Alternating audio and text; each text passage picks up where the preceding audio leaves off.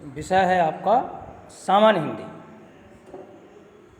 सामान्य हिंदी के अंतर्गत गद्य के माध्यम से आपको यहाँ पर दूसरा पाठ पढ़ाया जा रहा है। दूसरे पाठ का नाम है रॉबर्ट नर्सिंग होम में, जिसके लेखक हैं कन्हैयालाल मिश्र प्रभाकर। तो कन्हैयालाल मिश्र प्रभाकर रिपोर्टाज विधा के माध्यम से रिपोर्टाज विधा के माध्यम से रिपोर्ट पेश कर रहे हैं।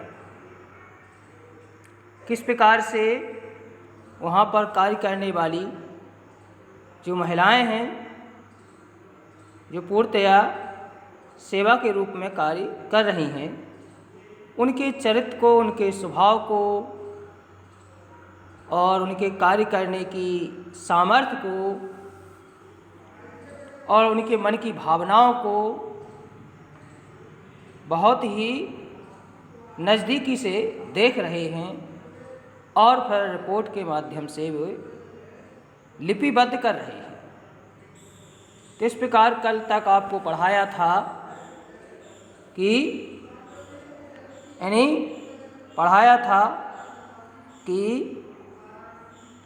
जिसे सबसे अधिक कष्ट होगा, कल मैं उसके लिए विनती करूंगी जिसे सबसे अधिक कष्ट होगा। जैसे 1000 वाट का बल्ब मेरी आंखों में कौन गया, यानी लेखक आश्चर्यचकित हो गया। इस प्रकार की स्वभावपूर्ण बातों को मदर टेरेसा की वाणी से सुनकर आगे देखिए लेखक किस प्रकार से अपनी भावनाओं में खो गया है। और आगे लिख रहा है, मैंने बहुतों को रूप से पाते देखा था,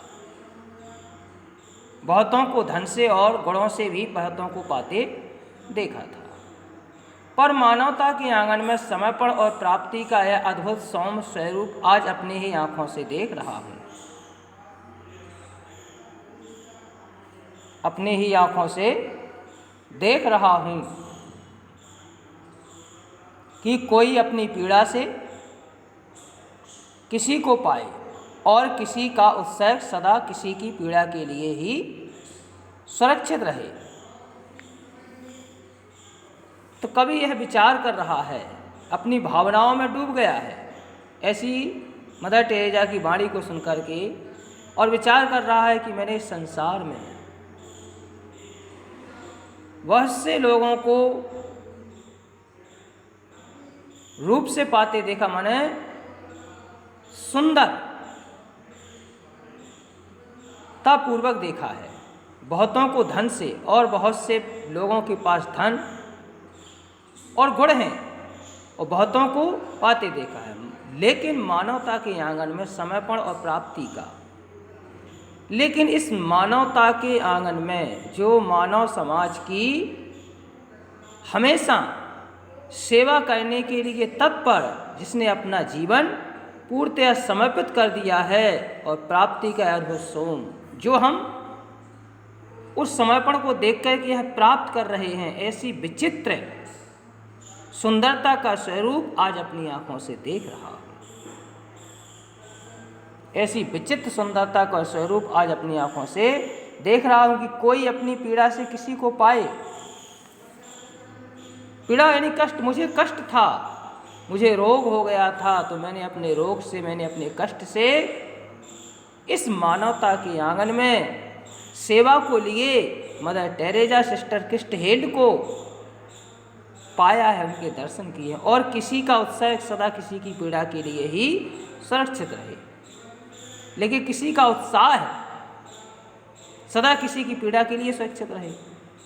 आज मैं देख रहा हूँ मदर टेरेसा और सिस्टर क्रिस्ट हेल्ड के मन में ऐसा उत्साह जागृत हो रहा है कि वो हमेशा दूसरों के कष्टों को हरने के लिए, दूसरे के कष्टों को मिटाने के लिए तत्पर रहती हैं, तैयार रहती हैं और अपने आप को सुरक्षित करती हैं। आगे मैं क्या देख रहा हूँ कि ऊपर के बरामदे में खड़े खड़े मैंने एक जादू की पुड़िया देखी। जैसे कोई जादू करने वाला व्यक्ति होता है तो मैंने सामने खड़े खड़े एक जादू की पुड़िया देखी, अर्थात यानी जिसके चाल में, जिसके कार्य में और जिसके यानी हर एक विषय में हमें कहीं ना कहीं स्फूर्ति, उत्साह, उमंग दिखाई दे रहा है। जीती जागती जादू की पुड़िया, यानी जीती जागती जादू माने होता है चमत्कार। जैसे हम अपने आँखों से कोई जीते जागता हुआ चमत्कार देख रहे हैं। मक्खी बनाने वाला कामरूप का जादू नहीं,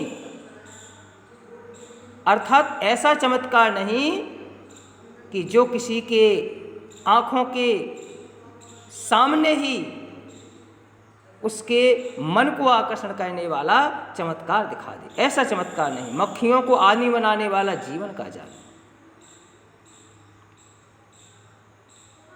लेकिन जो मक्खियों की तरह इस संसार में इधर से उधर भटकते रहते हैं, भिनभिनाते रहते हैं, ऐसे प्राणियों को वह ममतामयी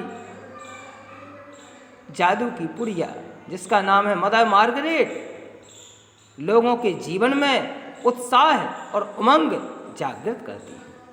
होम की सबसे उम्र की गुड़िया मदर मार्गरेट, कद इतना नाटा कि उन्हें गुड़िया कहा जा सके, यानी कद इतना छोटा है कि अगर उन्हें गुड़िया भी कहा जा सके तो इसमें कोई अतिशयोक्ति नहीं है। पर उनकी चाल में गजब की चुस्ती, फुर्ती और व्यवहार में मस्ती। लेकिन उनके कार्य करने की क्षमता, उनके चलने की चाल में इतनी ज़्यादा एक्टिविटी है, इतनी ज़्यादा स्फूर्ति है, और इस स्फूर्ति के साथ साथ, क्रियाशीलता के साथ साथ उनके व्यवहार में वो मस्ती भी दिखाई देती है कि उनके कार्य को देख करके सामने वाले प्राणी प्रसन्नता से भरपूर हो जाते हैं। हंसी उनकी यों की मोतियों की बोरी खुल पड़ी,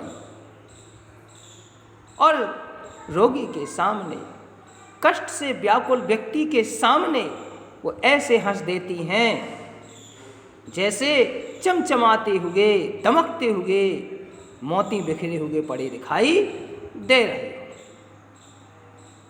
और कामयों की मशीन भी मात माने, और उनका कार्य इतनी स्फूर्ति के साथ चल रहा है कि मशीन भी हार मान जाए। जैसे मशीन बहुत तेज़ी से चलती है, लेकिन उससे भी कहीं ज़्यादा मदर मार्गरेट के कार्य में तेजी है, स्फूर्ति है और सक्रियता है, क्रियाशीलता है। भारत में 40 वर्षों से सेवा में रसलीन, भारत में 40 वर्षों से सेवा कर रही हैं और पूरी तरह से रसलीन, पूरी तरह से कुशलतापूर्वक, सरसतापूर्वक कार्यों को करती हैं। यानी सरस, हृदय पूरा सहजता से, सरसता से, सरलता से, मधुरता से भरा रहता है। जैसे और कुछ उन्हें जीवन में अब जानना भी तो नहीं है। इस प्रकार से वह समर्पण की भावना से काम करती हैं कि जीवन में अब कुछ नहीं जानना है, जीवन में जो कुछ भी हमारा है वो यही कार्य है। इस प्रकार से वो कार्य करती हैं। तो निश्चित तौर पर एक कवि भावनाओं में डूबा हुआ है और एक मदर टेरेसा के विचारों को देख करके भी रिपोर्ट को लिपिबद्ध कर रहा है। मदर मार्गरेट को देख करके भी अपने विचारों को व्यक्त कर रहा है। तो देखिए बच्चों, अब इसी गद्यांश से संबंधित 5 क्वेश्चन यहाँ पर आपको दिए जा रहे हैं, जो कि 10 नंबर की परीक्षाओं में आते हैं। प्रस्तुत पंक्तियों की व्याख्या कीजिए। ये देखिए यहाँ पर जो रेखांकित पंक्तियाँ आपको दिखाई दे रही हैं, इन्हीं की आपको व्याख्या करनी है। मानवता दूसरा है, प्रस्तुत पंक्तियों के पाठ का नाम और लेखक का नाम लिखिए। तीसरा है, मानवता के आंगन में समर्पण का स्वरूप किसमें दिखाई दे रहा है। चौथा है, उत्सर्ग का शाब्दिक अर्थ लिखिए। उत्साह है, उमंग, यानी इस प्रकार से है। पांचवा है, रॉबर्ट नर्सिंग होम की सबसे अधिक उम्र की महिला का नाम लिखिए। इस प्रकार से ये रॉबर्ट नर्सिंग होम की सबसे ज़्यादा उम्र की महिला का नाम आप लोगों को लिखना है। धन्यवाद।